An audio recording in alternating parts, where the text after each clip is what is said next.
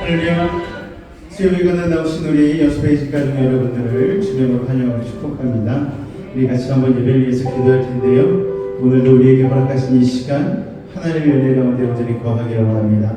말씀의 은혜를 더하여 주시고 오늘 주님 만나고 들어가는 믿음의 시간 되게 해달라고 우리의 마음의 소원 온전히 이루어 주시고 말씀으로 하나님께 찬양으로 온전히 주님 안에서의 은혜를 누리게 해달라고 우리 주님을 한번 부르고 같이 기도하도록 하겠습니다. 주여 사랑해 주님 감사합니다. 오늘 우리를 사랑하여 주시고 주 앞에 나와 예배할 수 있는 믿음의 귀한 시간들을 우리 가운데 허락하시니 감사합니다. 오늘도 한 사람 한 사람 주의 은혜 가운데 거하기를 원합니다. 아버지 하나님 녹록지 않은 세상살이 가운데서도 우리를 붙들어 주시고 보호하여 주셨다가 다시 주님의 품에 안아주시니 감사합니다. 아버지 하나님 기뻐하고 감사함으로 오늘도 주님 앞에 나아갑니다. 말씀의 은혜 가운데로 나아갑니다. 아버지 하나님 우리의 올리는 예배를 받아주시옵고 예배를 통하여 예배하시는 은혜를 온전히 누릴 수 있도록 주님 도우시고 인도하여 주옵소서. 주께서 함께 하심을 믿사오며 예수님으로 감사하며 기도하옵나이다. 아멘. 우리 참 아름다워라 같이 찬양 가사를 생각하며 오늘도 우리에게 하루를 허락하시고 모든 것 허락하신 주님 앞에 우리 찬송하며 나아가도록 하겠습니다.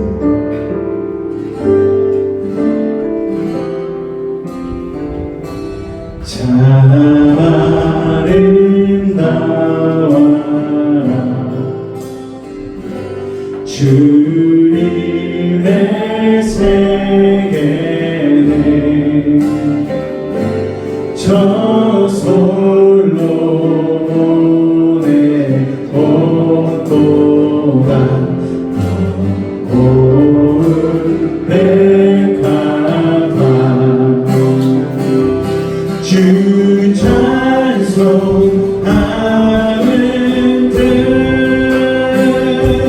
저 맑은 새소리 내 아버지의 지으신 솜씨 기쁘다. 참 아름다워 주님의 세계 주님의 세계 저와 지혜와 사랑을 저와 지혜와 저륜도 나를 빛나며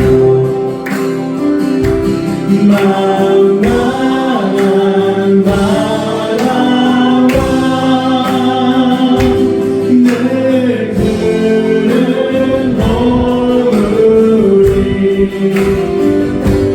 다 주 하나님 영광을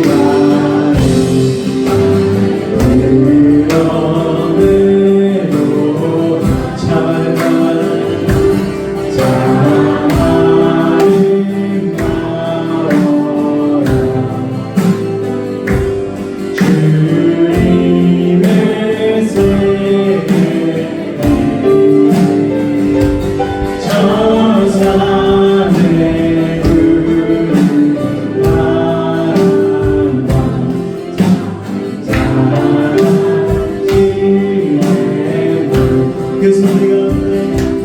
그 소리 가운데 주는 선내리니 주와 하나님의 뜻을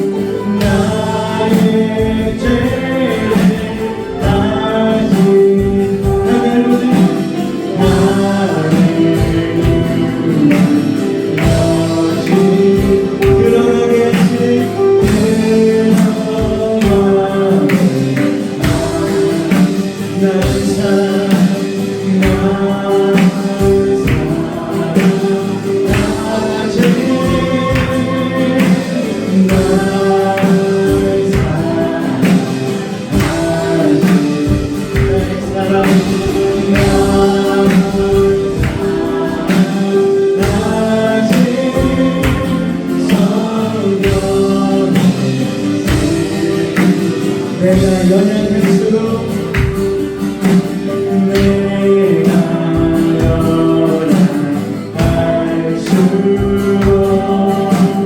더욱이 여기사 너보다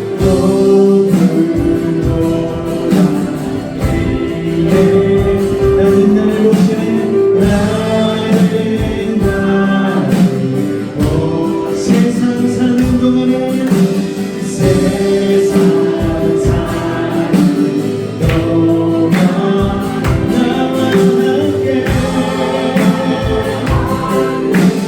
다시 세상 떠나 천국에 서서 천국까지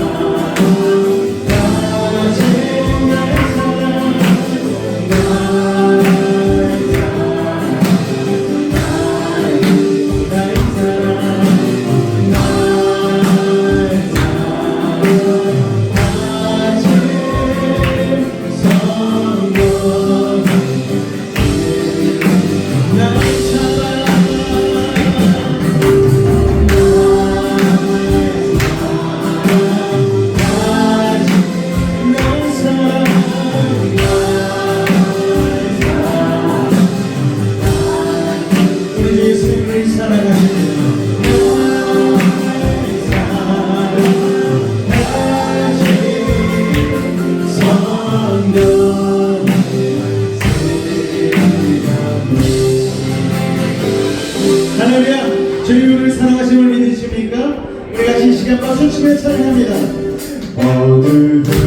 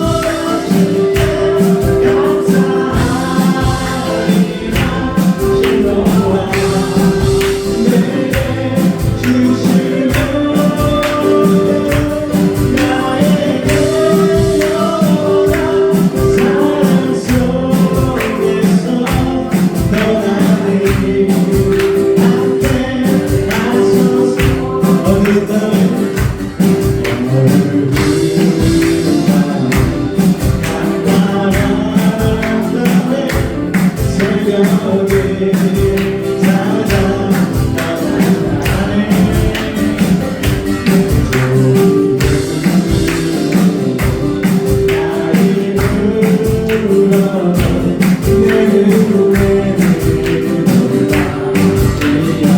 우리가 처음 만난 그때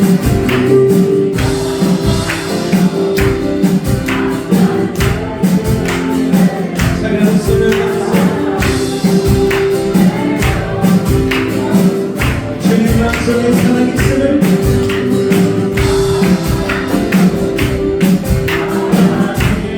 있음을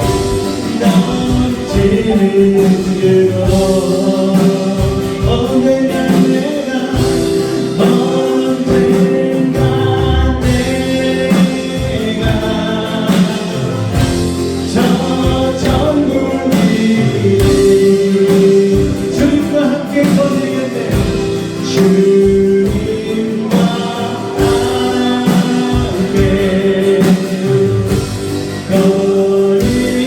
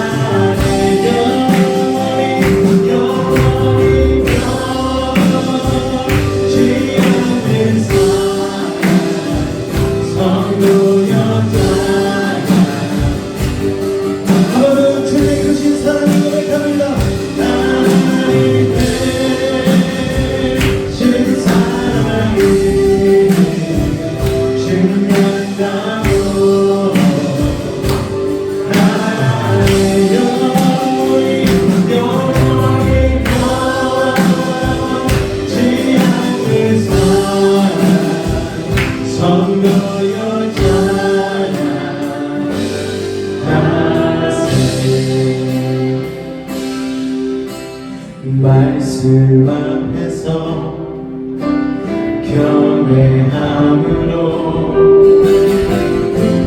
주께 홀로 섭니다.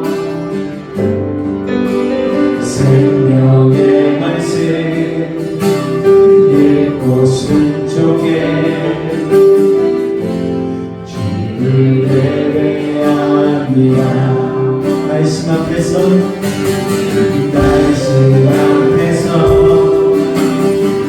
경외함으로 주께 홀로 섭니다. 생명의 말씀 읽고 순종해 주를 예배합니다. 기록된 말씀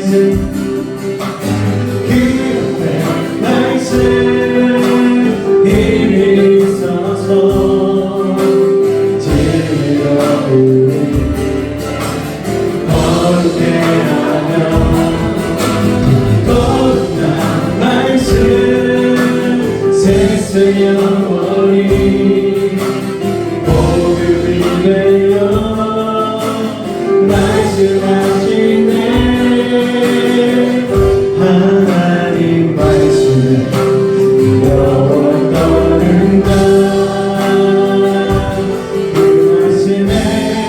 생명을 거둔다.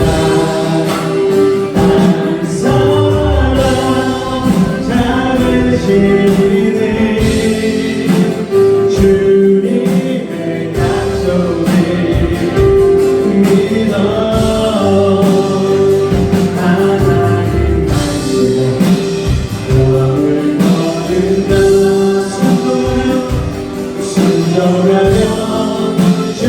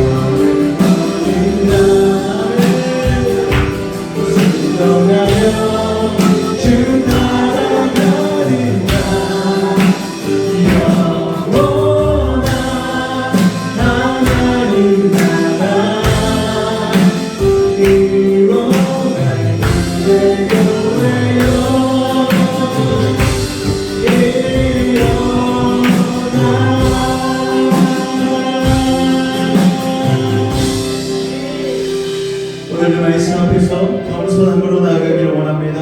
주의 하늘의 양식으로 우리를 채우시고 세상 헛된 것에 빼앗겼던 마음 다시 주님 앞으로 돌아올 수 있는 믿음의 시간 되게 하여달라고, 오늘도 시간 주님의 은혜 가운데 거하게 하여달라고 우리 주님의 이름 한번 간절히 부르짖고 기도하도록 하겠습니다. 주여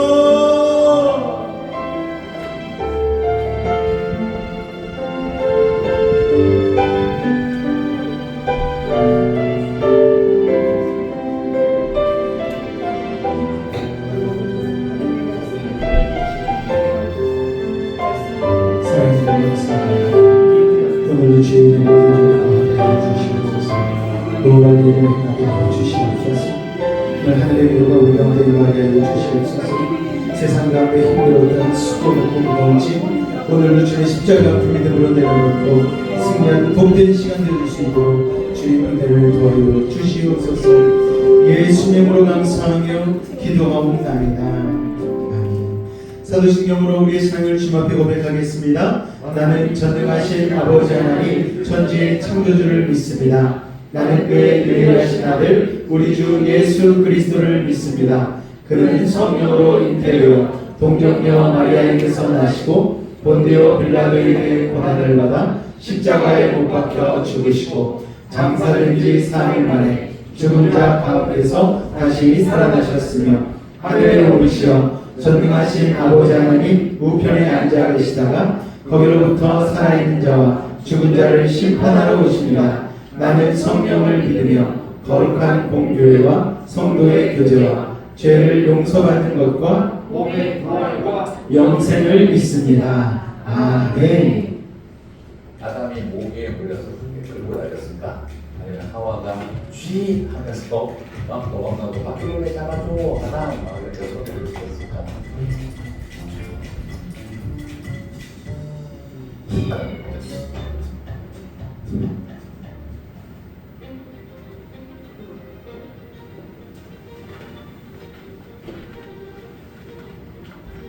하나님이 만들었다 하기에도 애매하고 하나님이 만들지 않았다라고 하기에도 애매한 영역이죠. 성경에는 창세기 3장 17절과 18절을 보게 되면은 이게 어떻게 나온 건지 단서를 볼 수 있는데, 첫 번째는 인간이 선악과를 따먹고 난 다음 땅이 저주를 받았다라고 해요. 그리고 땅이 저주받은 결과 18절에서 가시덤불과 엉겅퀴가 나와서 인간을 더 수고하여 노동해야 하는 현실을 보게 되죠. 자, 그럼 여기서 궁금한 건 가시덤불과 엉겅퀴는 하나님이 태초에 만들었다? 아니다.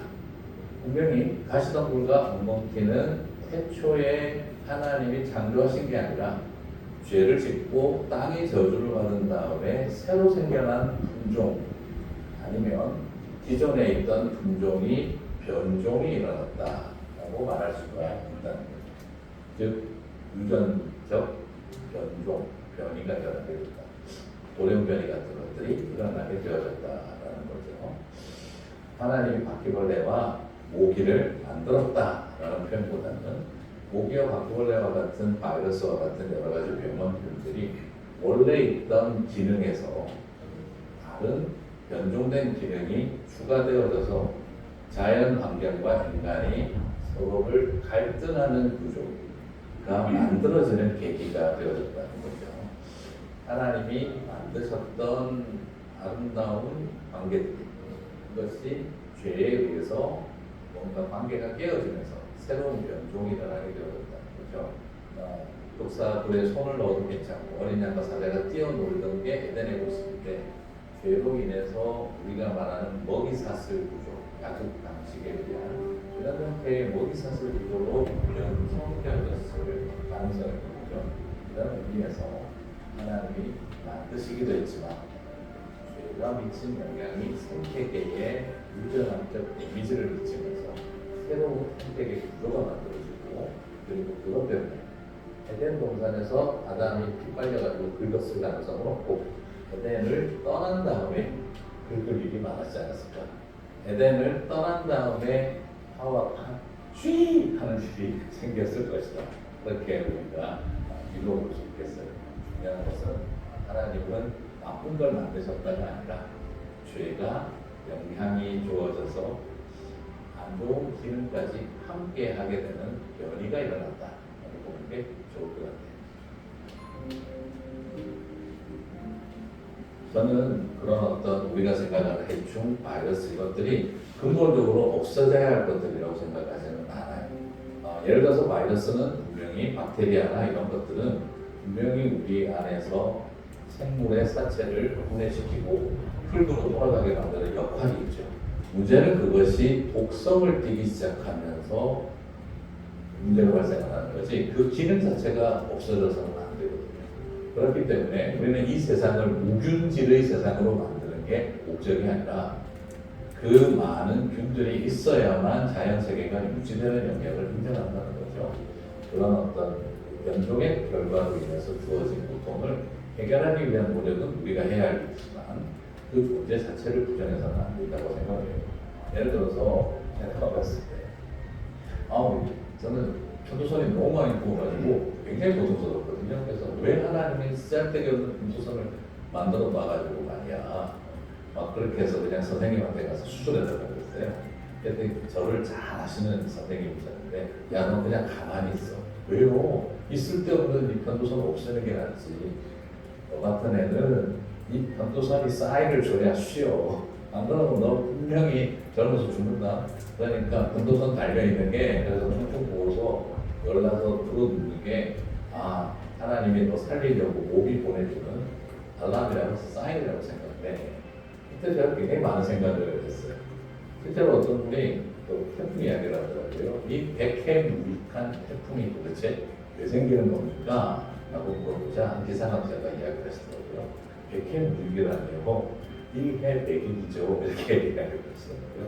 이게 무슨 말입니까? 지금 지구라고 하는 우리 별은 태풍이 없으면 바다, 물과 바다의 오염, 공기의 오염으로 그냥 다 견디지 못할 거라는 거예요.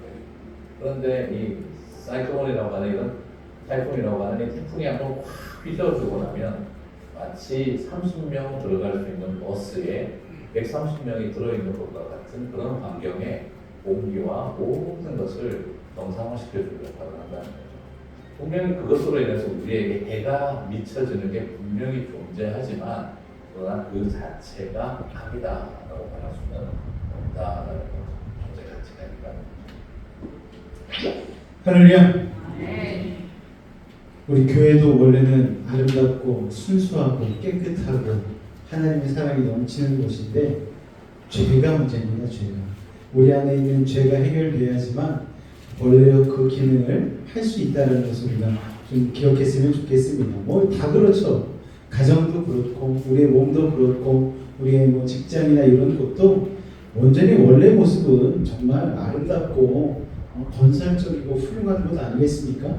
그런데 누가 문제입니까? 죄지은 내가 문제죠. 그래서 우리가 이 죄의 문제를 해결할 때 우리의 삶의 환경과 여러 가지 주어지는 것들도 해결받는 그런 놀라운 일들이 일어나게 될 줄로 믿습니다. 오늘 같이 살펴볼 말씀은 우리 마태복음 5장 5절 말씀입니다. 마태복음 5장 5절 말씀 우리 같이 한번 한 목소리로 읽어볼까요? 시작! 온유한 자는 복이 있나니 그들이 땅을 기업으로 받을 것이며 여러분들만 한 번 더 읽겠습니다. 시작! 온유한 자는 복이 있나니 그들이 땅을 기업으로 받을 것이며 자, 오늘은 참된 그리스도인은 온유함이 있습니다 라는 제목으로 팔복 세 번째 시간 말씀을 같이 나누려고 합니다. 앞서 여러분 인사할까요? 오늘도 만나서 반갑습니다. 인사하겠습니다. 오늘도 만나서 반갑습니다. 네. 날씨가 이제 여름으로 넘어가는 찰나에 있어서 더운지 안 더운지 좀 헷갈리는 시점에 있습니다. 그래서 건강 잘 관리하시고 요맘때 좀 감기 걸리시는 분들도 많으시거든요. 그래서 따뜻한 것도 좀 잘 챙겨 드시고 그러셨으면 좋겠습니다. 저는 이틀 전에 커피를 끊었거든요. 이틀 전에 끊었는데 한 이틀 동안 머리가 너무 아픈 거예요. 그래가지고 야 이거 커피가 안 좋긴 안 좋은 건가 보다라는 생각이 또 들더라고요. 저한테는 좀 안 맞았던 것 같아요. 그래서 이틀 동안 두통이 너무 심해가지고 막 두통약을 먹어가면서 버텼더니 오늘은 좀 그래도 이제 두통이 싹 사라지고 그런 것 같습니다. 참 안 좋은 것들은 어떻게든 우리의 삶 가운데 파고들어서 우리를 중독시키는 것 같아요. 제가 또 마시면은 또 그냥 뭐 마시면 엄청 마시거든요. 하루에 막 3잔 4잔 막 마시고 그러니까 속도 막 위도 안 좋고 한데 위가 조금만 괜찮아지면 막 또 들이붓고 막 하는 그게 있었는데 아예 이제 마음을 딱 먹고 어깨가 아픈 것도 이 커피가 영향이 있다고 하니까 아 내가 한번 끊어봐야 되겠다 생각하고 끊은 지 무려 이틀이나 되었습니다. 작심 3일이라고 하는데 오늘 밤을 잘 넘기면 이제 완전히 끊을 수 있지 않을까 생각이 되어집니다. 끊어야 돼요. 저는 이제 여러분과 함께 앞으로 적어도 20년은 달릴 텐데 20년 동안 열심히 내가 건강하게 목회해야지 날마다 강대상이 서가지고 비실비실하면은 여러분들 괜히 저 때문에 기도하시느라고 고생만 하니까 저도 좀 몸을 관리를 해야 될 것 같습니다. 여러분들도 마찬가지죠. 여러분들도 건강관리 잘하셔서 기도할 때도 힘이 필요하고 예배드리는 것도 힘이 필요하더라고요. 심지어는 교회 나오는 것도 이게 건강이 주어지지 않으면 이게 쉽게 할 수 없는 거더라고요. 그래서 여러분 건강관리 잘하시고 주 안에서 놀라운 은혜를 누리시기를 주님으로 축원을 드립니다. 유명한 심리학자인 데이비드 G 마이어스라는 분이 있어요. 이분이 기독교를 믿을 수 없는 무려 17가지 이유라는 내용을 가지고 책을 썼습니다. 그 중에 13번째 이유가 바로 여기 앞에 적어진 내용이에요. 종교를 가진 사람들은 괴팍하고 무섭다. 여러분, 이 복음 전파의 길이 막히는 게 복음의 내용 때문이 아니고 무엇 때문이라고요? 복음을 전파하는 사람 때문이라는 거예요.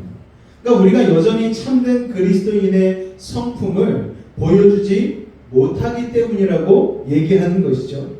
어떤 여자 집사님이 강아지를 훈련시키는 법이라는 책을 이렇게 읽었습니다.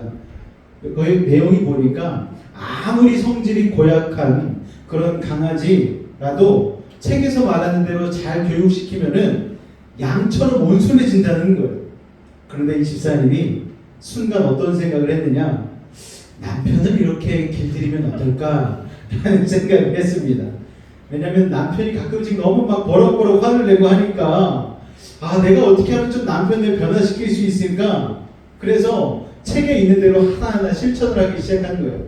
어떻게 했느냐? 남편이 조금만 잘해도 칭찬해 주는 거예요. 강아지와 마찬가지로. 그리고 잘할 때마다, 집안에서 어떤 일을 이렇게 잘할 때마다 맛있는 음식으로 보상을 해주는 거예요. 또 남편의 머리도 자주 이렇게 쓰다듬어주고 자상하게 대했습니다. 남편이 그랬더니 정말 놀랍게도 온순해지는 거예요. 이 집사님이 마음이 뿌듯해가지고. 그런데 이 남편이 갑자기 온순하다가 갑자기 버럭 돌변을 했습니다. 왜 돌변을 했느냐? 이 여자 집사님이 장롱 속에 숨겨둔 그 책을 남편이 발견을 한 거예요. 그래가지고 남편이 화가 나가지고 내가 강아지만도 못한 사람이냐고 그렇게 얘기했다라는 이야기가 있습니다. 자, 이 이야기를 들으면서 좀 마음이 답답해지는 부분이 있어요. 뭐냐면은 내가 변해야지 복음이 잘 전달될 수 있을 텐데, 문제는 우리들의 성품이요, 그렇게 잘 쉽게 변화되지 않는다는 거예요. 목사님, 제가 예수님을 믿었지만 인격은 쉽게 변화되지 않는 것 같아요. 예수 믿고 신앙생활하면서 온유한 사람으로 변화되어야 되는데 변화가 오래가지 않는 아까 그 남편처럼 누군가 나에게 잘해주면 온순해지다가 온유해지다가 스트레스를 받으면 예전의 모습이 그냥 다시 드러나요. 여러분은 어떠십니까? 저도 뭐 다르지 않습니다. 그런데 오늘 예수님께서 마태복음 본문 5장 5절에서 이렇게 말씀하시는 거예요. 온유한 자는 복이 있는데 그들이 땅을 기업으로 받는다는 거예요. 이게 참 부담스러운 말씀 아닙니까, 여러분? 온유한 자가 복 있는 그리스도인이라는 걸 우리가 모를 리 없잖아요. 그리스도인은 당연히 온유해야지, 우리가 그런 생각하지 않습니까? 그런데 심각한 문제는 뭡니까? 알면서도 온유해지기가 쉽지 않다라는 것이죠. 왜냐? 우리가 이 온유의 뜻을 좀 오해하기 때문이라는 것입니다. 온유하다는 것을 일반적으로 어떻게 생각을 합니까? 연약하고 우유부단하고 소심하고 비굴한 이미지가 떠오를 수가 있는 것. 그런데 온유는 그런 뜻이 아니에요.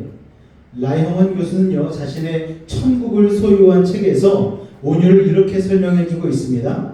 헬라에서 온유는 파워 언더 컨트롤이라는 뜻으로 사육사가 사자와 같은 맹수들을 조련한 후에 사육사의 지시에 따라 그 사자가 복종하게 되었을 때 사용하는 단어가 온유이다.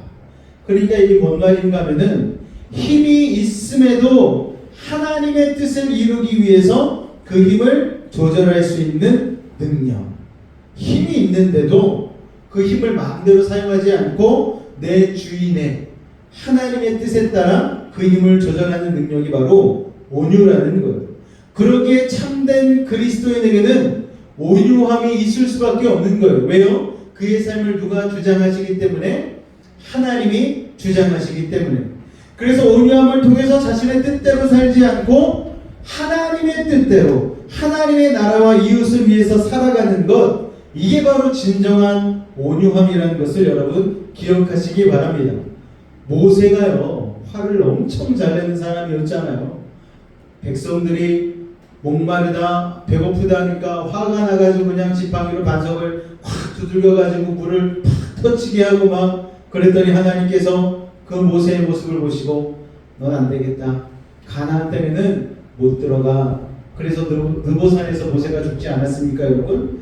그렇게 화를 잘 내는 사람이었는데 또 성경의 한편에서 기록하기로는 모세를 뭐라고 기록하고 있느냐? 온유함이 승한 자라고, 이만한 온유한 자가 없다라고 모세를 이야기하는데, 여기에서 말씀하는 온유가 무엇인가 하면은 하나님의 뜻을 이루기 위해서 자신의 능력을 사용하는 것. 이게 바로 온유라는 것을 우리가 알 수가 있는 것입니다. 자, 그렇다면은 우리가 온유한 참된 그리스도인이 되길 원하신다라면 어떻게 하면 그렇게 될 수 있는지 세 가지 정도로 같이 나눠보기를 원합니다. 첫 번째 같이 할 게 있습니다. 시작! 하나님 앞에서 자신의 모습을 잊지 말아야 합니다. 자, 본문 5절 다시 한번 읽어볼까요? 온유한 자는 복이 있나니 그들이 땅을 기업으로 받을 것이니. 이게 참 축복의 말씀이죠. 온유한 사람에게 하나님이 땅을 주신대요. 와, 그래서 그런지 한국 사람들이 이 구절을 굉장히 좋아합니다. 그런데 문제는요, 이 구절만 읽어서는 어떻게 온유하게 될 수 있는지를 도대체 알 수가 없다는 거예요. 자, 그러면 어떻게 하면 온유해질 수가 있는가? 바로 이 앞구절에 그 비밀이 숨겨져 있습니다. 마태복음 5장 3절로 4절까지의 말씀 같이 한번 읽을까요? 시작! 심령이 가난한 자는 복이 있나니 천국이 그들의 것이며 애통하는 자는 복이 있나니 그들이 위로를 받을 것이며. 자, 이 구절들 다음에 5절이 왔어요. 이게 뭘 의미하는 것인가 하면 3, 4절이 돼야지 5절을 경험할 수 있다는 거예요. 즉 심령이 가난해야 자신의 상태에 대해서 잘 알 수 있고, 하나님 앞에서의 자신의 상태를 알아야, 즉 내가 죄인이고 부족하고 연약한 자임을 알아야지 애통을 할 수가 있고, 그렇게 가난하며 애통할 때에 하나님과 사람들 앞에서 온유한 사람이 될 수 있다는 것이죠. 다시 말해서 하나님 앞에서 자신의 모습을 알지 못하는 사람은 자신의 상태에서 애통할 수도 없고 하나님과 사람들에게 온유할 수도 없다는 것입니다. 여러분, 어떤 사람들이 세상에서 갑질합니까? 내가 강하다고 생각하는 사람이, 내가 힘이 있다고 생각하는 사람이 갑질을 하는 거예요. 그런 사람들은 온유하지가 않죠. 즉 온유하지 않다는 것은 자신의 상태를 제대로 보지 못하고 있다는 것입니다. 위대한 설교가 아더 핑크는요, 이렇게 말했습니다. 같이 한번 읽어볼까요? 시작! 자신을 비우고 낮춤으로 얻어지는 부산물이 온유이다.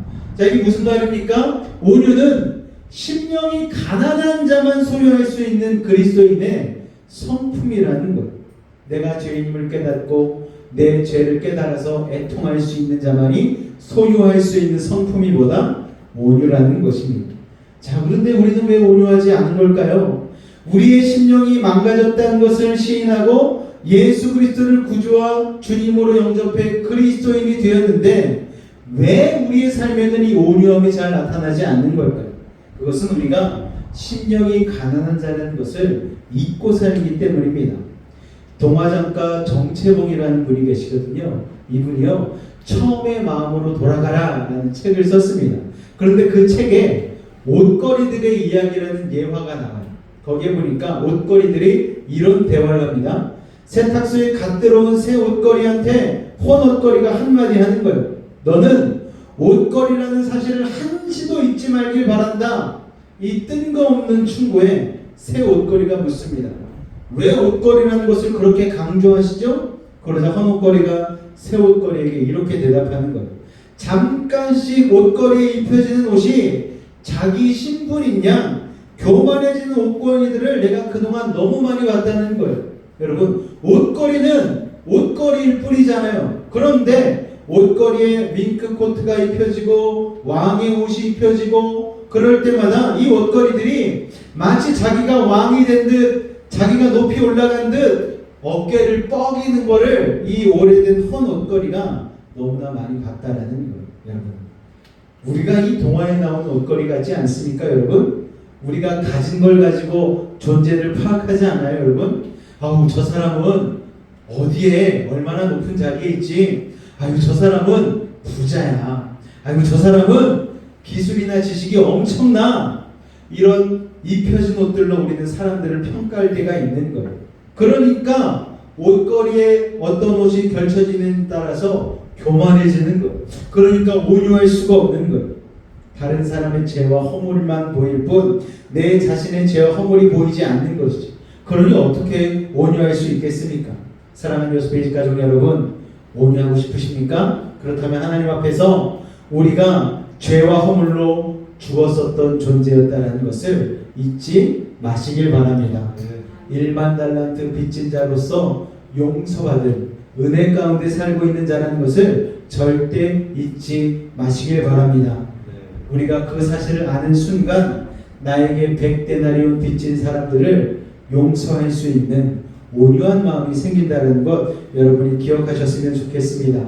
그래서 우리가 주일날에도 나누었지만 사랑의 마음을 품는다는 것은요, 여러분 그런 것입니다. 내가 받은 사랑을 기억함으로 다른 사람을 사랑하는 것이 필요한 것이죠. 내 힘으로 사랑하려고 하면 죽어도 사랑할 수 없는 사람들이 세상에 너무나 많아요. 그런데 그 순간 예수님의 그 십자가의 놀라운 사랑을 생각하면은 원수마저도 사랑할 수 있는 놀라운 사랑을 우리도 실천할 수 있다는 걸 여러분 기억하시기를 주님의 이름으로 축원을 드립니다. 자, 두 번째 같이 읽겠습니다. 시작. 하나님의 관점으로 우리의 가치관이 바뀌어야 합니다. 자, 본문 5절을 다시 한번 읽어볼까요? 시작. 자, 이 구절을 읽을 때마다 느끼는 감정이 있어요. 그건 바로 거리감입니다. 여러분, 약육강식이 지배하는 이 세상에서 온유하게 산다는 건 어쩌면 세상 사람들의 입장에서 보면 바보처럼 살라는 말처럼 들릴 수 있어요. 예를 들면 내 아이가 밖에서 한 대 맞고 왔어요. 여러분, 얼마나 속상합니까? 그럴 때 우리가 어떻게 반응합니까? 잘 맞았다. 너는 다행히 때리지 않았지? 오른밤 맞았을 때 왼밤도 대주었니? 이렇게 얘기하는 그런 부모는요 없어요. 한 대 맞고 들어오면 일단 나가요. 씩씩거리며 나갑니다. 그놈 어디 있어? 이렇게 찾아다니지 않습니까? 그래서 없으면은 이 바보야, 너는 손 없어? 너는 발 없니? 걔가 때린 동안 너 도대체 뭘 했어? 왜 바보같이 멍청하게 맞고 다녀? 우리가 보통 이러잖아요. 가정이든 학교든 직장이든 우리가 어디서든 쉽게 듣는 메시지가 무엇입니까? 강해야 살아남어. 살아남은 자가 강한 거야. 뭐 이런 얘기하지 않습니까? 힘을 가지라는 거예요. 그런데 이런 세상에서 왜 우리가 바보처럼 온유해야 합니까, 여러분? 온유하게 살면 성공한다. 온유하게 살면 출세한다. 뭐 이런 게 성경에 있으면 좋은데 그렇지 않잖아요. 그런데 온유한 자에게 주시는 하나님의 축복이 오늘 뭐라고 말씀하고 있습니까? 땅을 기업으로 주신다고 말씀하고 있어요. 이 땅이 여러분 무슨 땅일까요, 여러분? 강남 땅이면 좋겠죠. 와, 강남 땅. 여수에서는 웅천 정도 되면 참 좋을 것 같아요. 김 목사, 네가 온유하면 내가 서울 압구정에 있는 그 땅 내가 줄게. 이번에 유재석이라는 유명한 개그맨이 80억짜리 아파트를 샀다고 기사가 딱 올라오는데 마음속에서 너무 부러운 거예요. 80억짜리 아파트는 도대체 어떻게 생겼을까? 마음이 막 너무너무 부러운 거예요. 그런데 이 유재석의 평소의 삶을 보면은요, 이 사람이 예수님을 믿는지 안 믿는지는 잘 모르겠지만 이 사람이 진짜 온유하게 살더라도 사람들에게 화를 내지 않고 이해하려고 노력하고 낮은 곳에서 그 사람들을 이해하려고 노력하는 그런 모습. 그러니까 사람들이 다른 사람은 막 몇십억짜리 부동산을 취득하면은 막 시기하고 질투하고 어제 뭐 잘못해가지고 뭐 비리를 가지고 저걸 샀겠지 뭐 이렇게 얘기하는데 유재석이 아파트 80억짜리 샀다니까 다들 옆에서 너무 축하해요. 그래 너는 살만하지. 너는 사도 된다. 단 사람 몰라도 그렇게 하는 것 아니겠습니까? 자, 그런데 오늘 본문에 나온 이 땅은요 강남 땅이 아닙니다. 압구정이 아니에요. 이 땅은 무엇을 의미하는 것이냐면은 미래에 열려질 새 하늘과 새 땅, 즉 하나님의 나라를 의미하는 것입니다. 자, 요한계시록 21장 1절에 이렇게 말씀하고 있습니다. 또 내가 새 하늘과 새 땅을 보니 처음 하늘과 처음 땅이 없어졌고 바다도 다시 있지 않더라. 자, 여러분, 밸런스 게임을 한번 해볼까요, 여러분? 자, 오늘 나에게 천국의 땅이 주어지는 것과 압구정 80평짜리 아파트가 주어지는 것. 자, 오늘 당장 고르라고 한다면 여러분 어떤 것을 선택하시겠습니까? 여러분, 이게 천국은 우리가 언제 다가올지 모르는 땅이지만 압구정 80억짜리 아파트는 오늘 내가 그 집에 산다면 너무너무 행복할 것 같은 느낌이 막 팍팍 들지 않습니까, 여러분? 그런데 여러분, 이게 우리의 착각이고 사탄의 속임수라는 거죠. 여러분, 저에게 하나님이 새 하늘과 새 땅을 원하느냐 아니면 강남 노른자 땅을 원하느냐, 그러면 제가 뭐라고 대답할 것 같아요, 여러분? 저는 이렇게 대답할 것 같아요. 하나님, 둘 다 주세요. 둘 다 갖고 싶어요. 이게 솔직한 저의 마음입니다. 그런데 안 돼! 딱 한 가지만 고를 수 있어. 그렇다면요, 저는 하나님이 바라시는 하나님의 나라, 그 땅을 구할 수밖에 없는 그런 믿음인 것 같습니다. 솔직히 고민은 할 것 같아요. 하지만 제 눈은 결국은 하나님의 나라를 향하지 않을까 생각이 되어집니다. 여러분, 우리 부활하신 주님 계신 곳, 그리고 우리 하나님이 통치하시는 그 나라를 사모한다면 여러분의 삶이 온유해질 수 있기를 주님의 이름으로 축원을 드립니다. 성경에 있는 많은 사람들이요, 이 땅이 아닌 하나님의 나라를 사모했던 사람들이 있어요. 아브라함, 천국에 있는 땅을 사모했죠.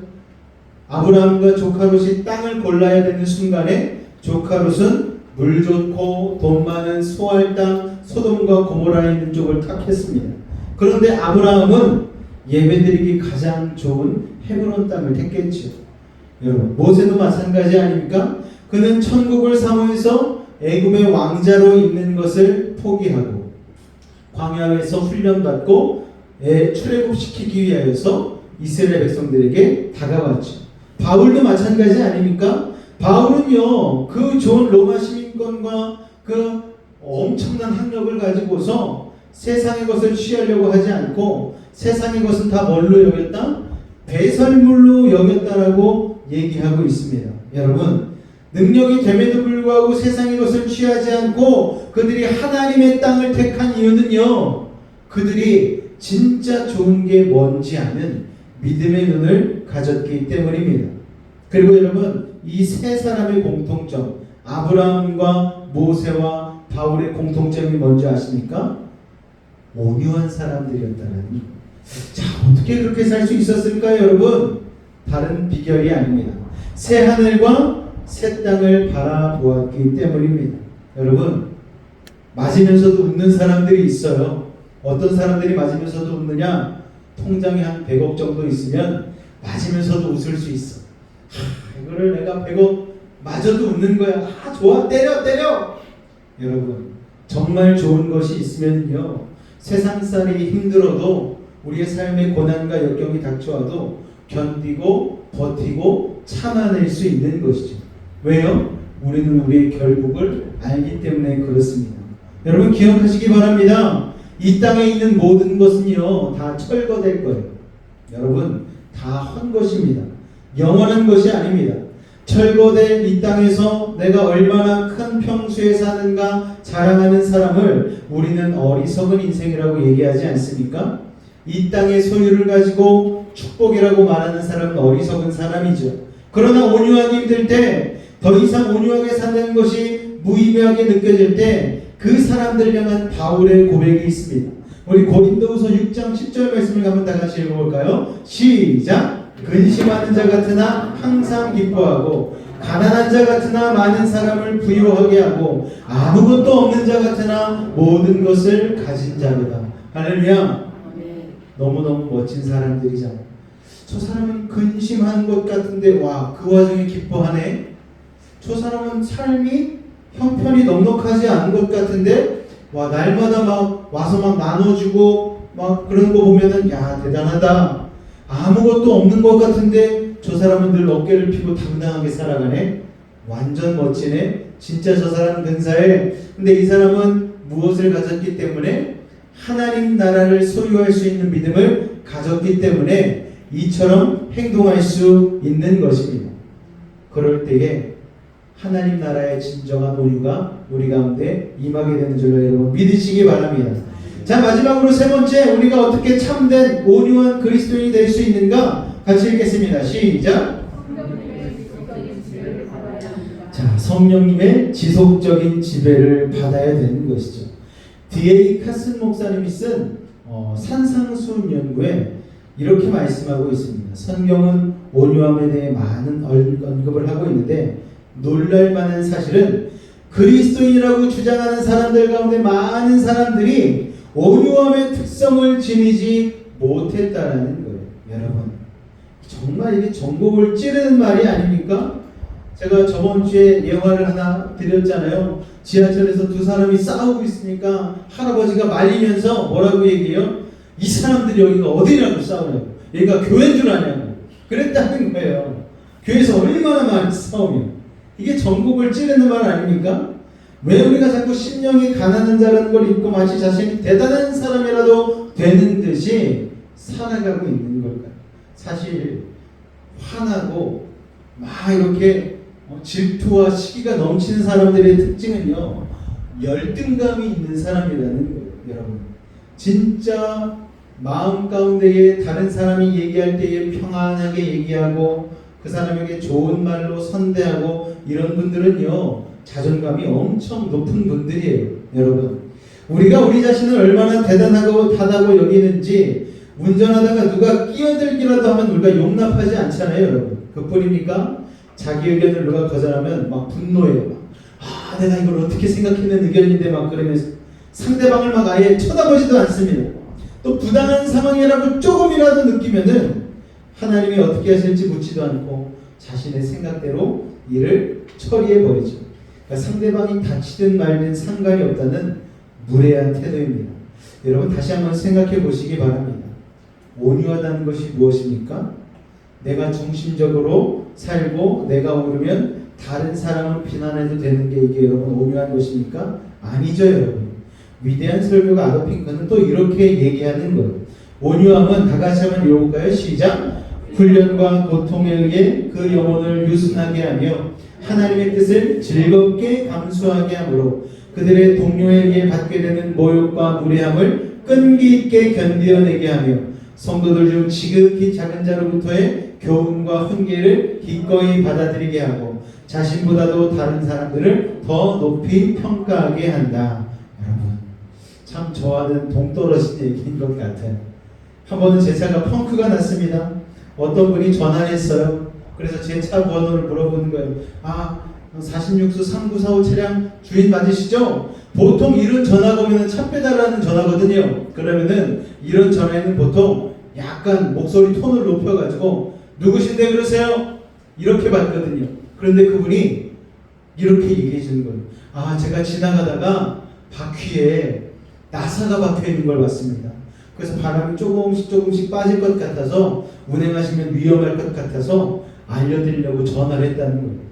그랬더니 큰 목소리로 받았는데 나중에 그러시냐고 금세 꼬리 내리고 이렇게 친절하게 연락 주셨다는 것을 알고 나중에 마음이 너무 부끄러운 거예요. 이거 정말 선입견이 무서운 거구나. 펑크난 타이어는 갈아 끼우면 되는데 제 마음은 왜 그렇게 변하지 않는지 모르겠어요. 순간 하나님께서 떠오르게 하신 말씀이 이런 말씀이더라고요. 같이 한번 읽어볼까요? 시작. 오직 성령의 열매는 사랑과 희락과 화평과 오래 참음과 자비와 양선과 충성과 온유와 절제니 이 같은 것을 금지할 법이 없느니라. 아멘. 무슨 말입니까, 여러분? 제가 성령의 지속적인 지배를 받지 않았기 때문에 그렇다는 거예요. 성령의 지속적인 지배를 받으면 온유한 사람으로 변하는 게 당연하다는 거예요. 그것을 금지할 법이 없습니다. 그런데 제가 온유하지 않았던 거예요.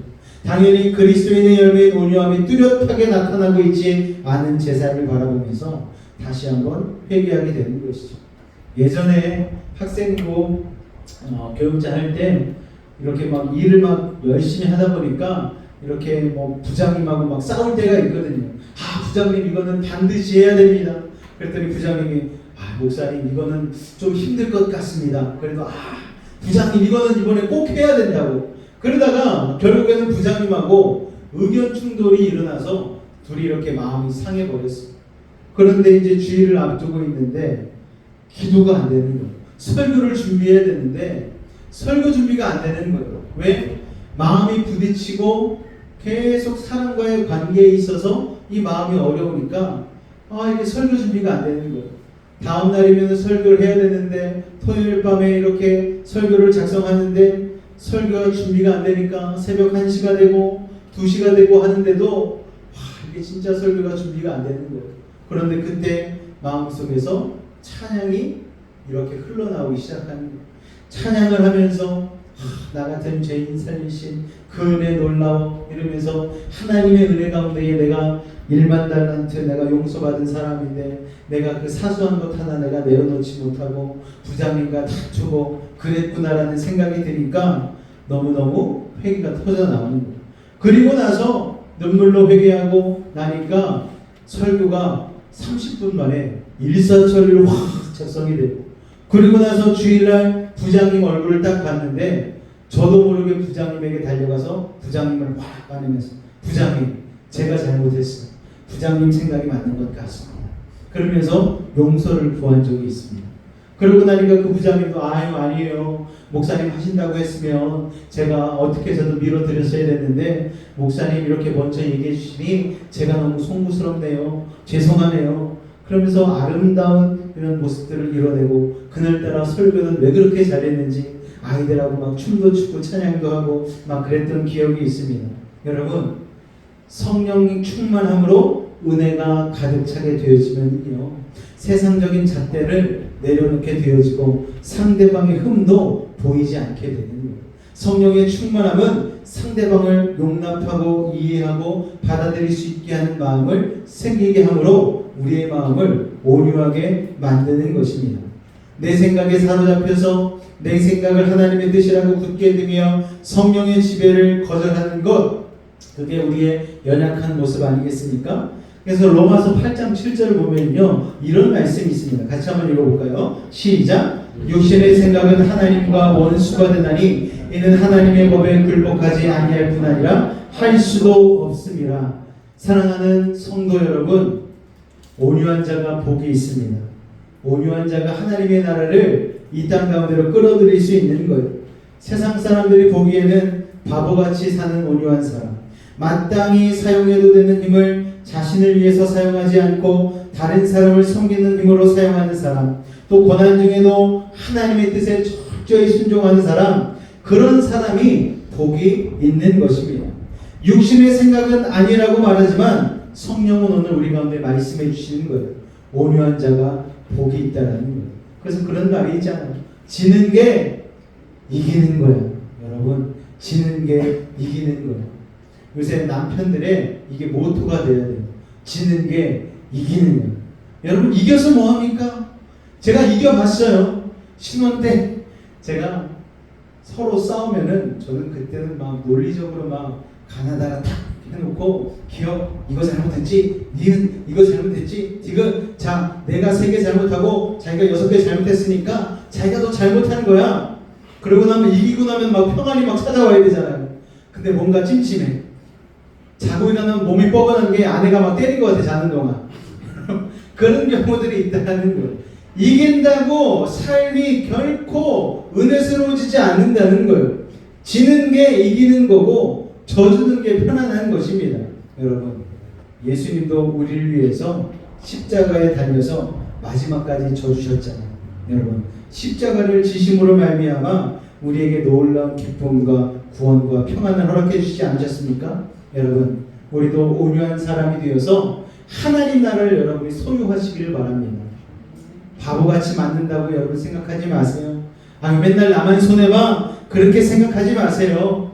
하나님의 나라가 우리 가운데 있는데 그게 뭐 대수롭습니까? 여러분, 좀 져주고 열어주고 받아들여주고 그렇게 이해하며 나아갈 때에 여러분, 거기에서부터 우리의 온유함을 통하여서 아름다운 하나님의 나라가 임하게 되는 줄로 믿습니다.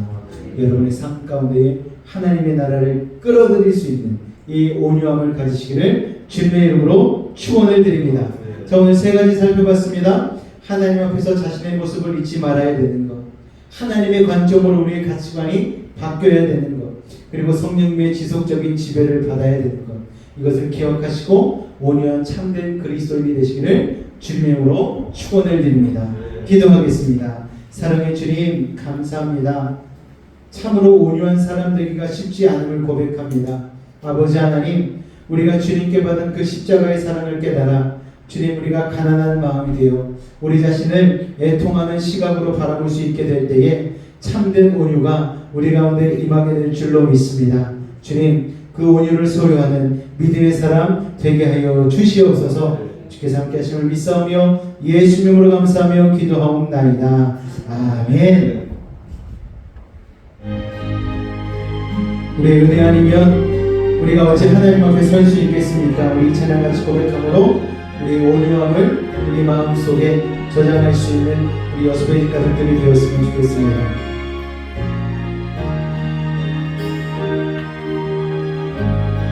우리 같이 고백하며 나아갑니다. 어둠 속 헤매이던 내 영혼, 어둠 속 헤매이던 내 영혼, 갈 길 몰라 방황할 때에 주의 십자가 영광의 그리시 나를 향해 비추어 주셨네. 주옥빛보다 더 붉은 내 죄 그리스도의 피로 씻기려 완전한 사랑 주님의 은혜로 새 생명 주께 얻었네. 은혜 아니면 나서지 못하네. 십자가의 그 사랑 능력 아니면 나서지 못하네. 은혜 아니면 나서지 못하네. 놀라운 사랑 은혜 아니면 나서지 못하네.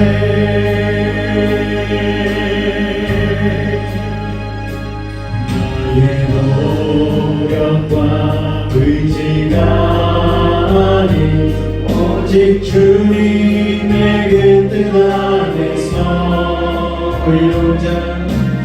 의로운 자라 내게 말씀하셨네. 완전하신 그 은혜로 은혜 아니면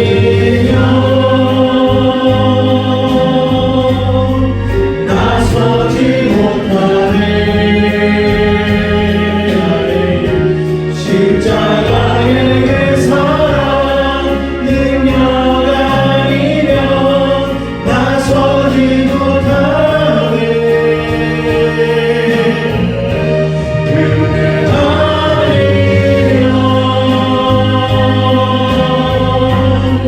나서지 못하네. 놀라운 사랑 은혜 아니면 나서지 못하네. 이게 나 사는 것 아니요 오직 예수 내 안에 살아계시 나의 능력 아닌 주의 능력으로 이제 주와 함께 살리라.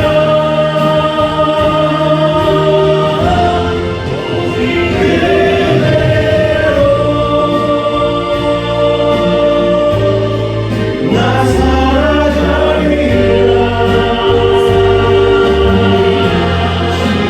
나에게 사랑 주의 능력으로 나를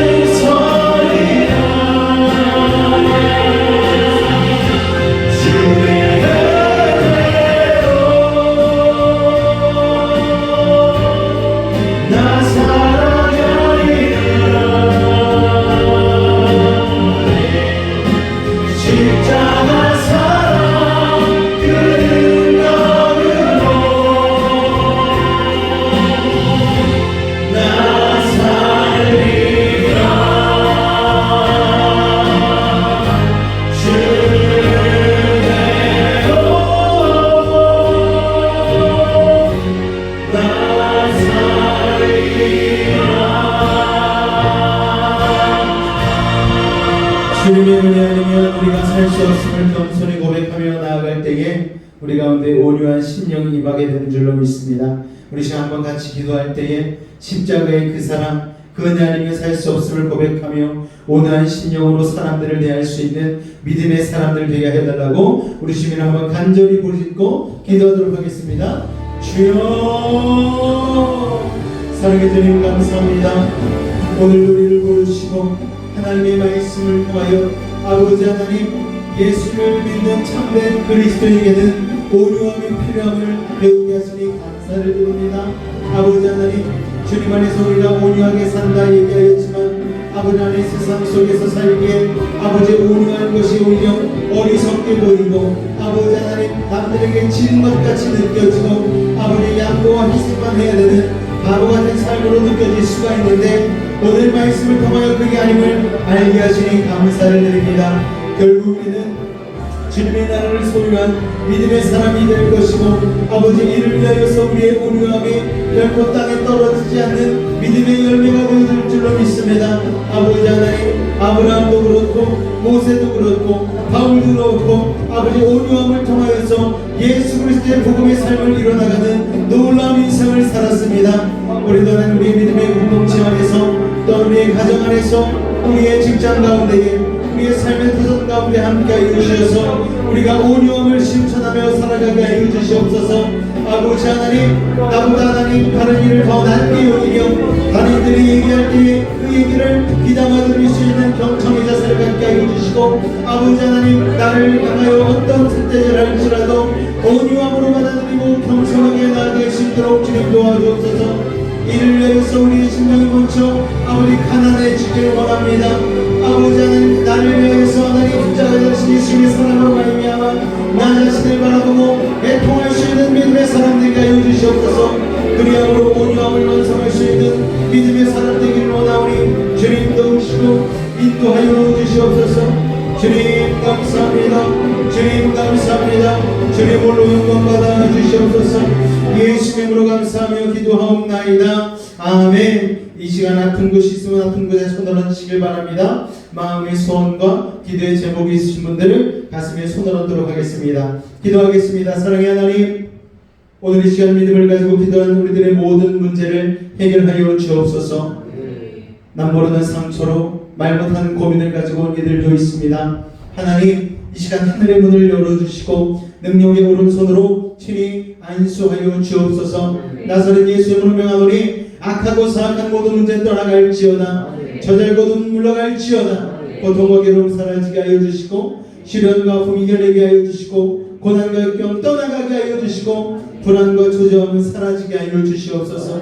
산성과 방패와 피난처와 요새가 되신 주님, 막힌 것 뚫리게 하시고 묶인 것 풀리게 하시고 약한 자는 강하게 하시고 미련한 자는 지혜를 더하여 주시고 부족한 자에게는 만족을 더하여 주시고 불가능한 일을 가능케 하여 주셔서 어떤 문제를 가지고 왔든지 간에 응답하고 해결하여 주옵소서. 나사렛 예수 이름으로 명하노니 모든 문제 떠나갈지어다. 물러갈지어다. 예수 이름으로 명하노라. 병든 몸 아픈 곳에 믿음을 가지고 손 얹었습니다. 하늘의 문을 여시고 치료의 광선 받아여 주옵소서. 주님의 십자가 피 묻은 손으로 완수하고 치료하여 주옵소서. 나사렛 예수 이름으로 명하노니 악하고 사악한 모든 병마야 몸에서 떠나가라. 물러가라. 예수 이름으로 깨끗함을 입을지어다. 십자가의 보혈로 치료함을 받을지어다. 하나님의 말씀으로 성령의 검으로 치료함을 받을지어다. 예수의 피로 병 많은 몸에서 떠나가라. 물러가라. 예수 이름으로 명하노라. 우리의 영혼은 자유함을 얻었습니다. 우리 육신은 강건해졌습니다. 우리의 환경은 형통해졌습니다. 사랑의 주님, 오늘도 주님 앞에 온유한 자가 되기 위하여 간절히 기도하는 우리 사랑하는 여수페이지 가족들 한 사람 한 사람의 삶 가운데에 온유의 열매가 맺혀질 수 있도록 성령의 충만한 은혜를 더하여 주옵소서. 지금은 우리 주 예수 그리스도의 은혜와 하나님 아버지의 놀라우신 사랑하심과 성령님의 내주 충만 교통 감화 감동케 하는 역사가 오늘 이 자리에 하나님이 말씀하신 온유를 이루기로 결단하고 작정한 우리 사랑하는 여수페이지 가족들의 가정과 직장과 삶의 모든 영역 가운데에 늘 함께 하시기를 간절히 축원하옵나이다. 아멘.